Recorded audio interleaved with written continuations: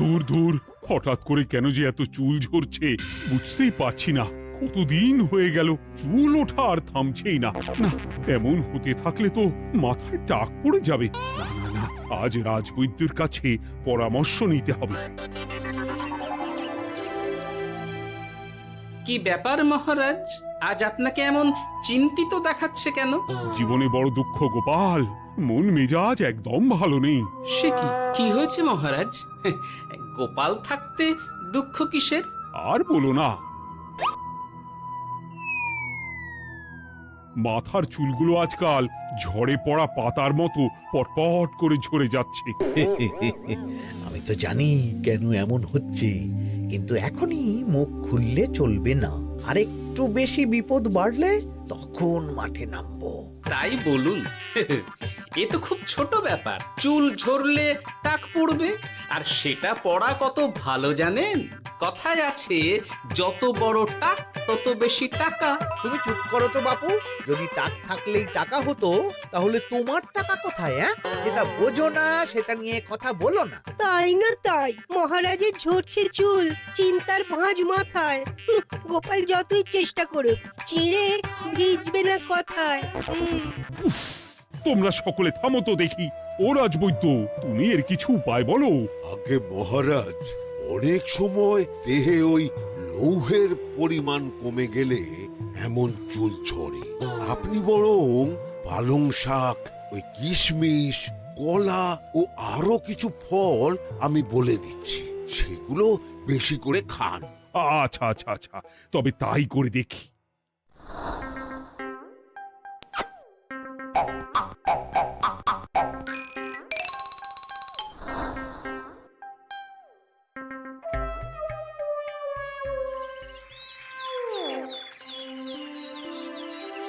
ও রাজবৈদ্য, তোমার কথা মতো শাক পাতা ফলমূল সবই তো খেলাম, চুল ঝরা বন্ধ তো হলোই না।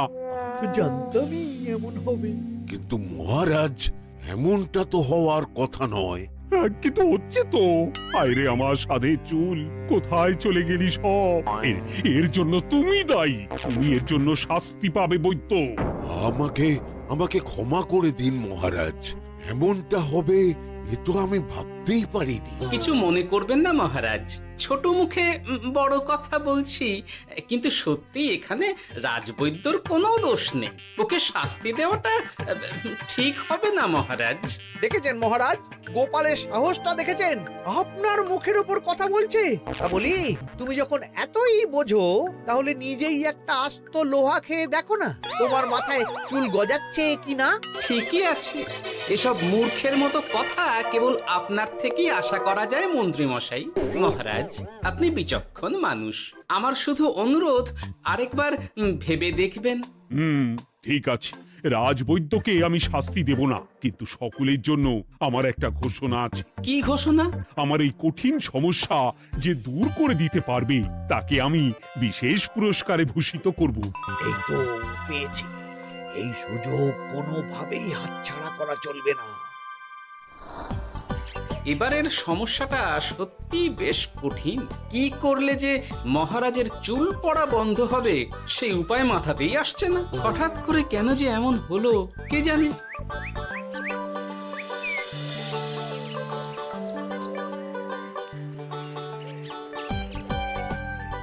ও মা, তুমি এসে গেছো? একটু বসো, আমি তেলটা মেখেই হাত ধুয়ে খাবারটা বাড়ছি। হ্যাঁ, সে ঠিক আছে, কিন্তু তুমি কিসের তেল মাখছো এটা? কি আবার মাথার চুলের তেল? এখানেও চুল, ওদিকে মহারাজেরও চুল ঝরে পড়া নিয়ে আমরা সবাই হিমশিম খাচ্ছি গিন্নি। আরে, মহারাজের অত সুন্দর কালো চুলগুলো ঝরে যাচ্ছে, এ তো ভারী দুঃখের কথা। সে আর বলতে। ওই জন্যই তো আমি বাবা মাথায় এই জড়িবুটি তেল মাখি। এতে চুলের গোড়া শক্ত করে, চুলকে ভালো রাখে, নতুন চুল গজায় সব। হ্যাঁ। কি কি বললে? নতুন চুলও গজায়? সত্যি? হ্যাঁ, বাহ, তাহলে আর চিন্তা কি? আমাকে এই তেলটা একটু দিতে পারবে গিন্নি? মহারাজকে দিয়ে আসি। উনি বলেছেন যে ওনার সমস্যা দূর করতে পারবে তাকে উনি পুরস্কার দেবেন। উমা, এই তাই নাকি? এই তো দারুণ ব্যাপার গো। নাও নাও নাও, তেলখানা নিয়ে মহারাজকে কাল দিয়ে এসো তাহলে। আর জানিয়ে দিও, দিনে 2 বার কিন্তু তেল মাখতেই হবে। হ্যাঁ, আচ্ছা, ঠিক আছে।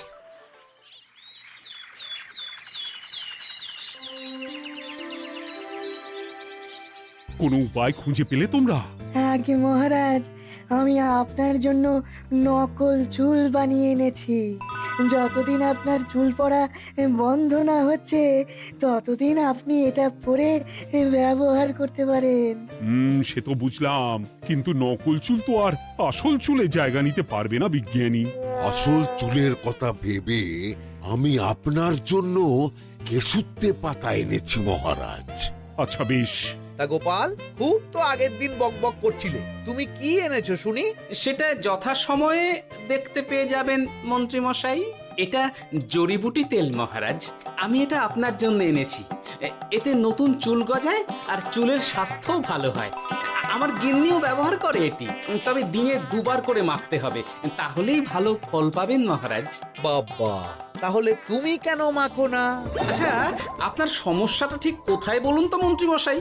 মহারাজের জন্য কিছু আনলেও কথা শোনান, না আনলেও কথা শোনান। সত্যি তো মন্ত্রী, কেন তুমি সব সময় গোপালের পিছনে পড়ে থাকো বলো তো? এরা তো তাও সবাই কিছু না কিছু আমার কথা চিন্তা করে এনেছে, তুমি তো সেটাও করনি। না, আসলে মহারাজ, আমিও ভাবছিলাম আপনার কথা, কিন্তু থাক, বুঝেছি। আহ, দারুণ। তেলের গন্ধটাও খুব সুন্দর। গোপাল, তোমায় অনেক ধন্যবাদ। আশা করছি ব্যবহার করলে খুব ভালো ফল দেবে। একদম দেবেই মহারাজ। দূর বাবা, ভেবেছিলাম এক, হলো আর এক। কোথা দিয়ে যে গোপালটা মাঝখান দিয়ে এসে নাক গলিয়ে ঢুকে পড়ে, খুব শক্ত পুরস্কার নেওয়ার। দেখাচ্ছি মজা।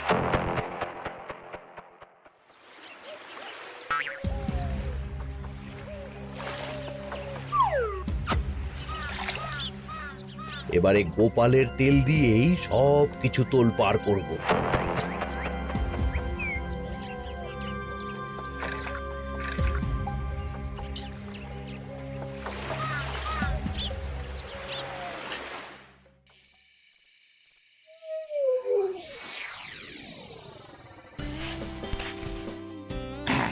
ব্যাস, হয়ে গেল 2 বার মাখা। গোপাল বলেছিল এতেই ভালো ফল পাবো, কিন্তু এখন মাখার পর মাথাটা কেমন জ্বালা জ্বালা করছে মনে হচ্ছে। হয়তো নতুন চুল গজাবে বলে এমন হচ্ছে। কাল সকালে বোঝা যাবে। এতক্ষণে বোধ হয় ছোট ছোট চুল গজিয়েই গেছে। কি এটা চুল গজানোর তেল ছিল নাকি পড়ে যাওয়ার? হে ভগবান, যেটুকু বাকি ছিল সেটাও ঝরে পড়ে টাক পড়েই গেল। হ্যাঁ, গোপালই হলো যত নষ্টের গোড়া। আজ আসুক সভায়।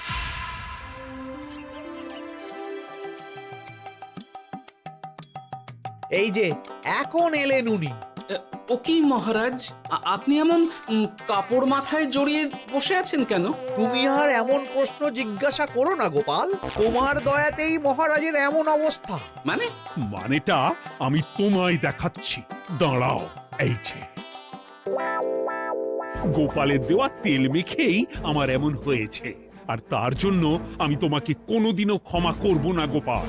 বিশ্বাস করুন মহারাজ, আমার গিন্নিও মাখে এই তেল, কিন্তু এমন কিছু তো এখনো পর্যন্ত ঘটেনি। আমি আর কিচ্ছু শুনতে চাই না।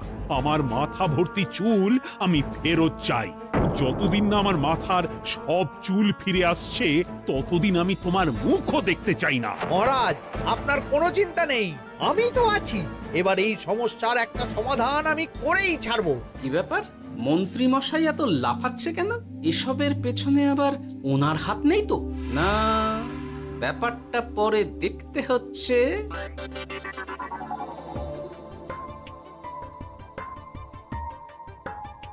আমি বলি কি মহারাজ, এই সময়টা বরং আপনি নকল চুলটা মানে পরচুলা ব্যবহার করুন। হ্যাঁ, অগত্যা কিছু তো একটা গন্ডগোল আছেই।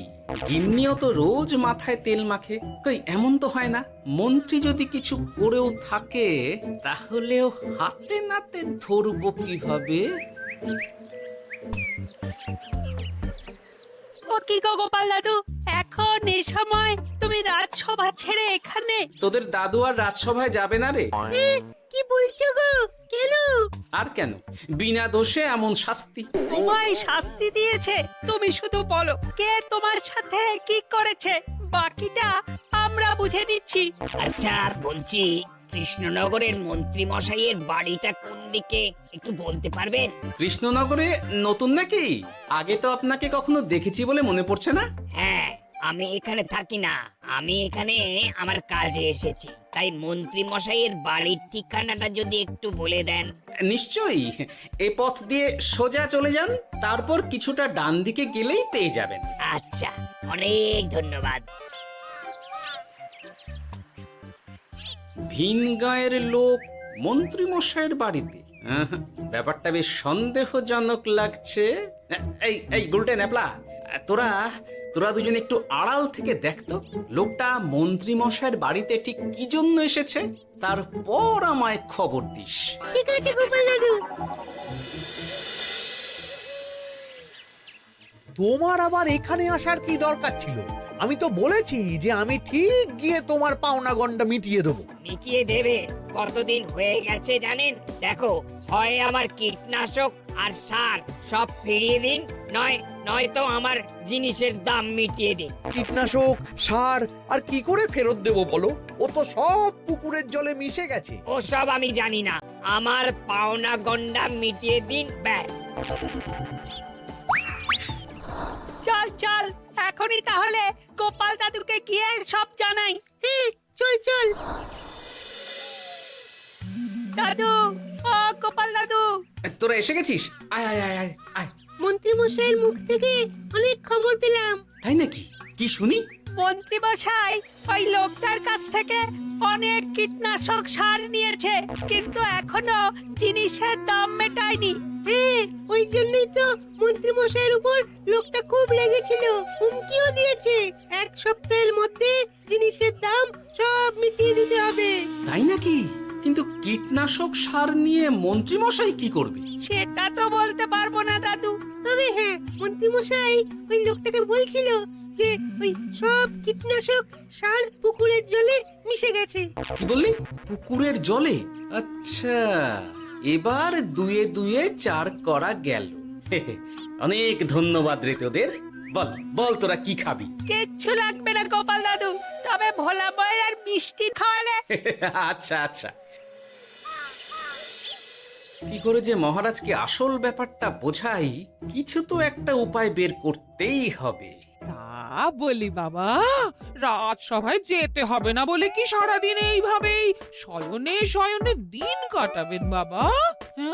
হ্যাঁ, উপায় পেয়ে গেছি। বুঝলে গিন্নি, আমাকে একটা জায়গায় যেতে হবে, বুঝলে? তারপর ওখানে যদি কাজ হয় তাহলে আগামীকাল রাজসভায় আমি যাব। কিন্তু তুমি যে বলেছিলে তোমার এখন ছুটি। হ্যাঁ, কি আর করি বলো, গুরুত্বপূর্ণ একটা কাজ, তাই যেতেই হবে। আচ্ছা যাও। ওই গো বিজ্ঞানী, আরে গোপাল যে, বলো। এই যে বিজ্ঞানী, একটা বিশেষ দরকারে তোমার কাছে এলাম, বুঝলে? হ্যাঁ, বলোই না। আচ্ছা, এই দূষিত জলকে কিভাবে আবার পরিশুদ্ধ করে বলতে পারবে? কেন পারবো না? জলের মধ্যে একটু চুন আর ফটকিরি দিয়ে দিলেই জল আবার দূষণমুক্ত হয়ে যাবে। তবে ওগুলো দেওয়ার পর কিছুদিন সেই জলকে ব্যবহার করা বন্ধ রাখতে হয়। হ্যাঁ। আচ্ছা আচ্ছা, অনেক ধন্যবাদ, আসি তাহলে। হ্যাঁ,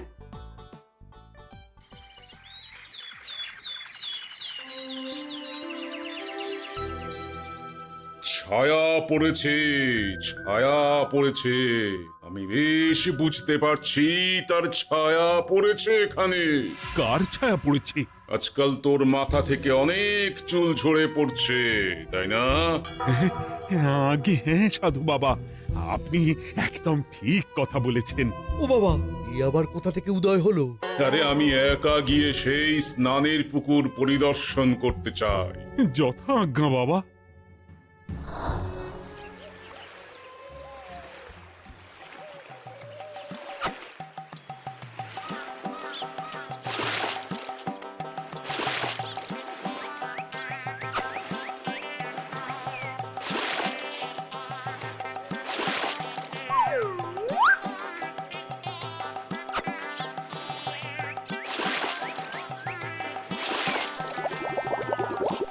যাক বাবা, মোটামুটি সপ্তাহখানেক এভাবে থাকলেই পুকুরের জল আবার আগের মতো পরিষ্কার হয়ে যাবে। এবার শুধু মহারাজকে একটু বুঝিয়ে বললেই হয়ে যাবে।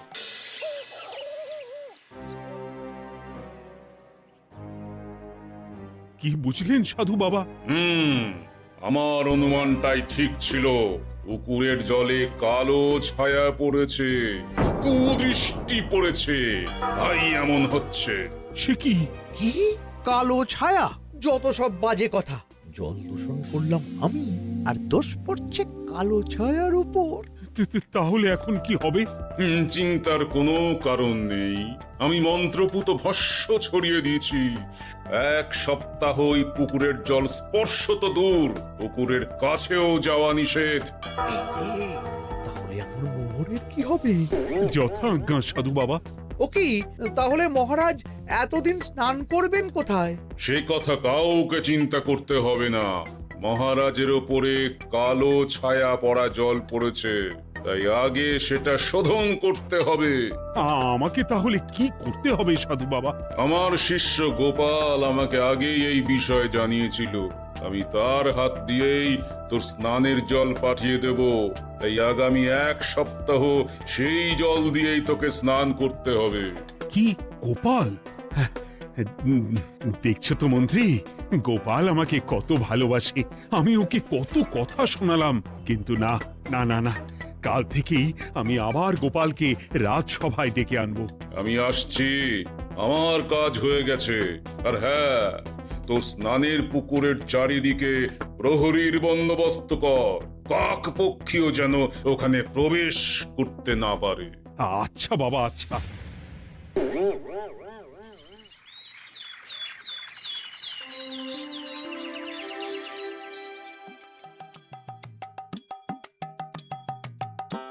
গোপাল, তোমাকে আবার এখানে দেখতে পেয়ে আমার খুব ভালো লাগছে। তোমার গুরুদেব গতকাল এসেছিলেন, কিছু মনে করো না।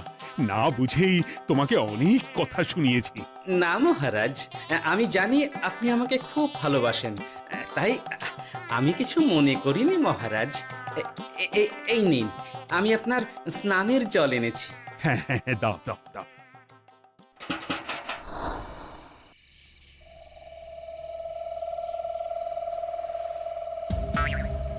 ও বাবা, পুকুরের কাছে যে গিয়ে দেখবো সেও উপায় নেই।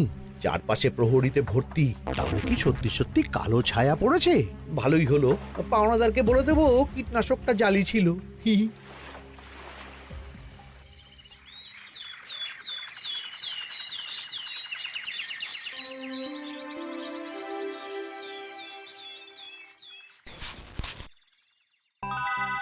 এই তো আমার সেই পুরনো কালো চুলগুলো আবার ফিরে এসেছে। আহা, কি যে আনন্দ হচ্ছে দেখে। আজ 1 সপ্তাহ সম্পূর্ণ হলো। গোপালের জন্য আমার স্নানের পুকুর থেকে কালো ছায়া দূর হয়েছে।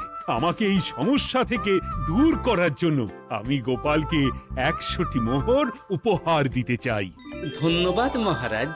দূর, আমার আর ভালো লাগে না। সব সময় গোপালই মোহর পায়, এটা তো আমার পাওয়ার কথা ছিল। এদিকে আজকে পাওনাদারও আসবে।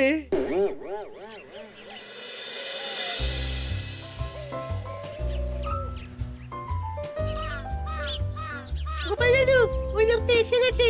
আচ্ছা, আসছি। এটা তো মন্ত্রীর বাড়ির দিকে রাস্তা। আমরা তাহলে ওদিকে কেন যাচ্ছি গোপাল? আপনার পুকুরের আসল রহস্যটা কি সেটা আপনি জানবেন না মহারাজ? মানে?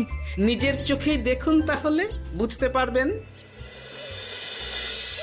আর একটু সময় দাও আমায় ভাই, এমনিতেও তোমার কীটনাশক কোনো কাজের নয়। কি এখন এসব কথা আর একদিনও সময় দিতে পারছি না।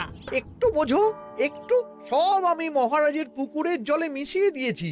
মন্ত্রী, তুমি তাহলে সেই কালো ছায়া? মহারাজ, আপনার পর্দা ফাঁস হয়ে গেছে মন্ত্রী মশাই। তুমি তাহলে সবটা জানতে? একদম প্রথম থেকে। রে, খুব জোর ফেঁসেছি। এদিকে পাওনাদার, ওদিকে মহারাজ, এইখান থেকে কেটে পড়তে হবে। ই! গন্ডগোল করে আবার পালানো হচ্ছে তবে রে। বলো, কেন করেছিলে? মহারাজ, আমি ভেবেছিলাম আপনার সব চুল উঠে গেলে আমি আপনার কাছ থেকে চুল গজানোর ওষুধ দেওয়ার নামে অনেক টাকা লুটবো। কিন্তু সেই ভাবনা ভাবনাই থেকে গেল, সেগুড়ে যে বালি হয়ে গেল। ভাবা যায় চুলের জন্য চুলো চুলি, হ্যাঁ?